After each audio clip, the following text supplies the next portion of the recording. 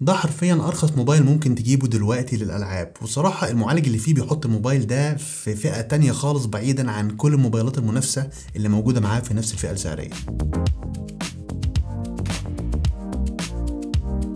هتقول لي يا عم طيب ليه الكلام ده كله؟ هو ايه المعالج اللي موجود في الموبايل ده اصلا؟ الموبايل ده هو الشاومي 12 تي، والمعالج اللي فيه هو الميديا تك دايمنسيتي 8100 الترا. وصدقني ميديا تك بقالها اكتر من سنتين تقريبا بتقدم عظمه في سلسله معالجات دايمنسيتي اللي بتقدمها بقالها فتره. والمعالج اللي موجود في الموبايل ده خلينا نقول ان هو كده نظريا بيعادل السناب دراجون 888، فالموبايل هنا بيقدم اداء مقارب جدا لاي موبايل تاني في معالج سناب دراجون 888. الجهاز اداؤه في الاستخدام اليومي ممتاز، سرعه فتح التطبيقات والتبديل ما بينها سريع جدا، ومع ال 8 جيجا بايت رام اللي موجوده في الجهاز هنا فعلا بيقدر يحتفظ بالتطبيقات دي مفتوحه في الرام لمده طويله. وكمان بشكل عام الانيميشنز والحركات اللي موجوده في السيستم هتحس هنا انها سلسه بشكل كبير جدا، وده انا شايفه تحسن بشكل كبير عن المي 11 تي اللي انا كنت جربته قبل كده السنه اللي فاتت، فهنا في يعني تحسن للاتجاه الافضل. ولكن الصراحه الشيء المميز في الجهاز ده هو اداؤه في الالعاب. ببجي اشتغلت اتش دي ار على اكستريم فريم ريت، ولو قللت الجرافيكس على الاخر ممكن تشغلها ب 90 فريم في الثانيه. وكول اوف ديوتي كمان اشتغلت على فيري هاي جرافيكس وماكس فريم ريت، ونفس الكلام برضه لو قللت الجرافيكس ممكن تشتغل على الترا فريم ريت. فالمعالج اللي موجود في الجهاز هنا بلا ادنى شك هو قوي جدا، وكمان معمول له اوبتمايز بشكل كبير على الالعاب، فالالعاب عارفه تستغل الطاقه الفعليه بتاعه المعالج ده عشان تقدم لك اعلى اداء ممكن. وموضوع الاوبتمايزيشن ده كمان تقدر تقول ان هو مطبق على السوفت وير اللي موجود في الجهاز. الموبايل هنا جايب نسخه اندرويد 12 وبالواجهه بتاعه شاومي الميو اي 13، ولكن المره دي انا حاسس ان الواجهه معمول لها اوبتمايز بشكل كبير على الهاردوير، فبالتالي الانيميشنز اللي بتحصل ما بين ما انت بتتنقل من برنامج للتاني او بتفتح برامج او بتقفلها هتلاقي ان كل حاجه ستيبل ومش هتحس فيها بالتقطيعات المعتاده بتاعه شاومي. ففي اتجاه هنا للافضل بخصوص موضوع الواجهه، واتمنى ان الاتجاه ده يفضل مكمل في الموبايلات اللي جايه. تاني شيء مبهر في الجهاز ده واللي حتى الان مفيش اي موبايل تاني في فئته السعريه عرف يقدمه هو سرعه الشحن. لو فاكرين المي 11 تي الجهاز ده كان جايب بشاحن 67 واط، فالمتوقع ان ال 12 تي يجي بشاحن مثلا 80 واط، ولكن شاومي قالت لا، الشاحن اللي هيبقى في الجهاز ده هو بقوه 120 واط، وده بالمناسبه هو نفس سرعه الشحن اللي موجوده في النسخه البرو من الجهاز. بمعنى صح النسخه العاديه اللي هي دي والنسخه البرو الاثنين جايين بشاحن بسرعه 120 واط. ولو مش متخيل السرعه دي عامله ازاي فخليني اقول لك ان شاومي الارقام بتاعتها الرسميه بتقول ان الجهاز ده هيشحن من 0 ل 100% في 19 دقيقه، ولكن الموضوع معاه كان ابطا شويه، الجهاز شحن بشكل كامل في 23 دقيقه، فهي اكتر 3 دقائق من ارقام شاومي المعلنه رسميا، ولكن لا يزال 23 دقيقه تشحن الجهاز بشكل كامل من 0 ل 100%، سرعه خرافيه. لكن على الجانب الاخر البطاريه اللي موجوده في الجهاز هنا ما كانتش افضل تجربه ممكنه. البطاريه اللي موجوده هنا 5000 ملي امبير وهتكفي معاك لحد يوم استخدام بدون اي مشاكل، ولكن انا شخصيا كان نفسي ان البطاريه تقعد معايا اكتر من كده شويه، ولكن موضوع الشحن وسرعه الشحن ده ممكن يعوضك عن موضوع البطاريه. اما ثالث حاجه من وجهه نظري شايف ان الجهاز ده فعلا بيتميز بيها هو الشاشه اللي موجوده فيه. الشاشه جايه بحجم 6.7 بوصه والحواف بتاعتها قليله جدا، وكمان محميه طبقه حمايه كورنينج جوريلا جلاس 5، والبصمه هنا هتلاقيها مدمجه تحت الشاشه، وصراحه دي واحده من اسرع البصمات اللي انا جربتها في الموبايلات اللي فيها بصمه تحت الشاشه. البصمه هنا سريعه جدا. اما الشاشه نفسها فجايه من نوع ايموليد وبدقه فول اتش دي بلس وبريفريش ريت 120 هرتز، والسطوع بتاعها ممكن يوصل لحد 900 نت او شمعه عشان تقدر تاخد سطوع كويس قوي لو كنت بتستخدم الجهاز في اشعه الشمس. كل ده كلام حلو على راسي من فوق، ولكن الشيء المبهر فعلا في الجهاز هنا او في الشاشه بتاعته هو قدره عرض الالوان بتاعه الشاشه دي.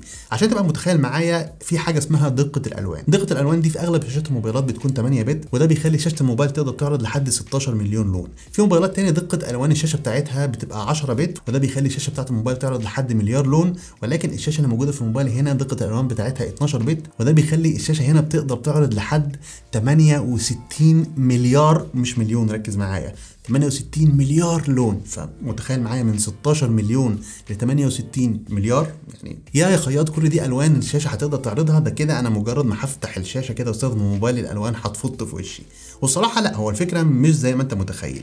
قدره الشاشه انها تعرض الوان كتير ده مش معناه ان الالوان هتكون مشبعه اكتر، بالعكس ده معناه ان الالوان هتبقى ادق اكتر، وان الموبايل هيقدر يعرض لك درجه اللون اللي فعلا عاوز يعرضها باكتر مقدار مشابه للحقيقه فعلا. فعلا. فهي الفكره هنا مش ان الموبايل هيقدم لك الوان مشبعه، الفكره ان الموبايل هنا هيقدم لك الوان اقرب ما يكون الى الواقع الحقيقي، ودي حاجه تستحق الاحترام في الموبايل ده. وبجانب موضوع ارقام الوان الشاشه اللي بتعرف تعرضها دي والحواف بتاعتها القليله، فتصميم الموبايل هنا بشكل كامل يعتبر شيك كده وهادي جدا. الظهر بتاع الموبايل هنا هتلاقيه جاي من الازاز وفروستد او مش بيلمع، وانعكاس الضوء عليه بيجي بشكل كده مميز شويه وشيك جدا. وفريم الكاميرات اللي في الجهاز هتلاقيه مربع شويه كالمعتاد من سلسله ال 12 من شاومي، والجهاز هتلاقي فيه المنافذ المعتاده بما فيها مايك عزل الضوضاء، وكمان منفذ الاي ار اللي بيسمح لك تستخدم الموبايل كريموت كنترول. وكمان الجهاز هتلاقي فيه منفذ سماعات ستيريو تحت وفوق، وصوت السماعات هنا يعتبر كويس جدا في مستوى الصوت والجوده، ولكن كان المفروض يكون احسن شويه في حته البيز. لو كانت الحته دي بقت احسن كان الجهاز هنا هيقدم لك فعلا تجربه فلاج شيب في الصوت اللي طالع من السماعات. لكن زي ما انتم عارفين الحلو ما بيكملش، والشيء الوحيد اللي انا عندي تحفظ عليه بخصوص موضوع التصميم هنا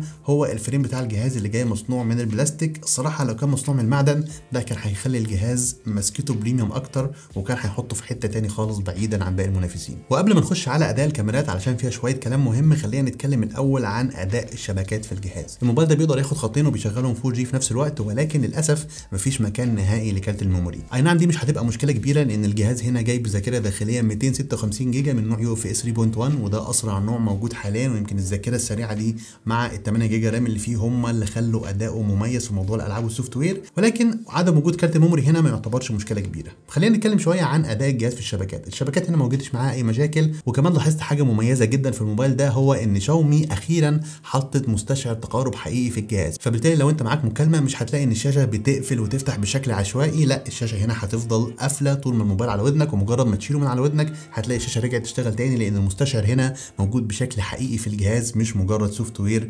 كالمعتاد اللي احنا بنشوفه من شاومي. فدي نقطه احيي شاومي قوي انها عملتها في الجهاز ده. خلينا نخش بقى على تجربه الكاميرات اللي موجوده في الجهاز. والموبايل هنا جاي باربع كاميرات، 3 كاميرات خلفيه وكاميرا واحده اماميه. وخلينا نبدا الاول بالكاميرا الاماميه اللي جاب دقه 20 ميجا بكسل مع فتحه عدسه f2.2. الصبح الكاميرا بتطلع تفاصيل كويسه جدا بديناميك رينج كويس ومعالجه الوان متوسطه، ولكن احيانا تحس كده ان التباين او الكونتراست في الصوره زياده شويه. وضع البورتريه الصبح احيانا بتلاقيه بيظبط الصور واحيانا لا.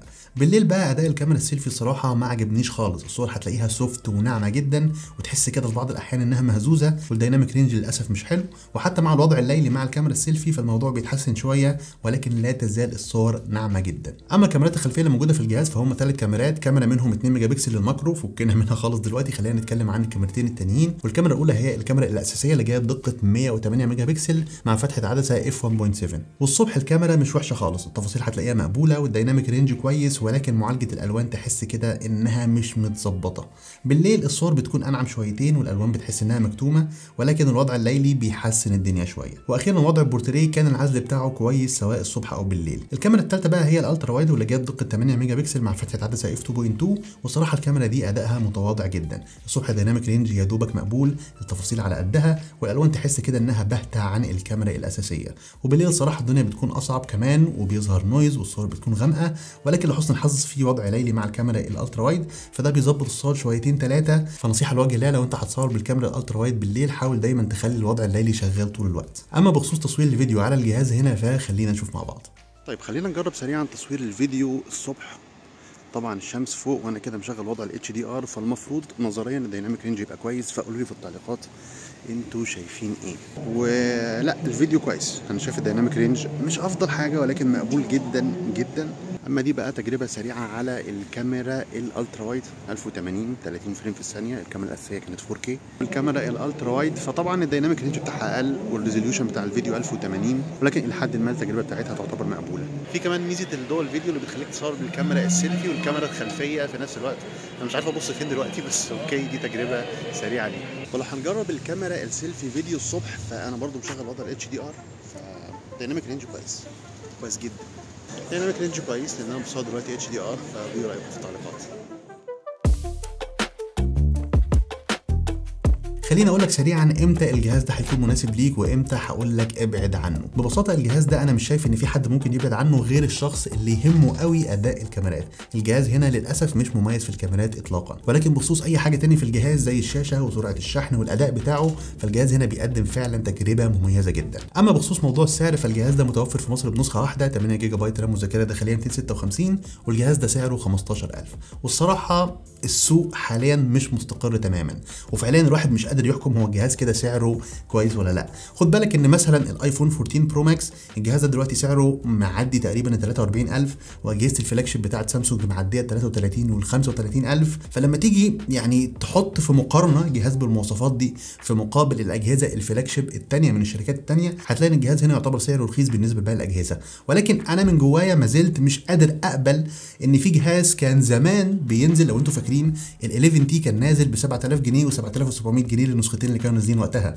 فالجهاز ده نازل تقريبا بضعف السعر ده. حتى الان بالنسبه لي انا مش قادر اتقبله. انا عارف ان وضع السوق بيحتم على الشركات انها تعمل كده، وقيمه العمله بتاعتنا للاسف برضو بتقل، فطبيعي ان كل حاجه تغلى. ولكن انا حتى الان من جوايا مش قادر اتقبل فكره ان في جهاز كنت بدفع فيه من سنه 7 او 8000 جنيه دلوقتي ادفع فيه 15000 جنيه. وللاسف طبقا لوضع السوق الحالي دلوقتي في 15000 جنيه على المواصفات دي الجهاز بيقدم قيمه مقابل السعر. فمش قادر اتخيل ده، ومش قادر ان انا انصح حد اقول له روح اشتري الجهاز ده بالسعر ده. بس فعليا السوق بقى متغير بشكل سريع للدرجه اللي مخلينا احنا مخنا مش قادر يعالج التغيرات دي ويقدر يحكم هو فعلا السعر ده كويس ولا لا. فوضع السوق بقى غريب، فواحد ما بقاش فاهم ممكن يقول ايه دلوقتي في الترشيحات. فقولوا لي في التعليقات لو انت معاك 15000 جنيه ايه الجهاز اللي انت هتروح تشتريه وهتحس ان هو فعلا يستحق هذا المبلغ. وبس كده، دي كانت كل حاجه عن الشاومي ال 12 تي. لو عندك اي سؤال اكتبه في التعليقات، وما تنساش لايك وكومنت وشير وسبسكرايب، وهشوفكم ان شاء الله في فيديو جديد قريب جدا. سلام.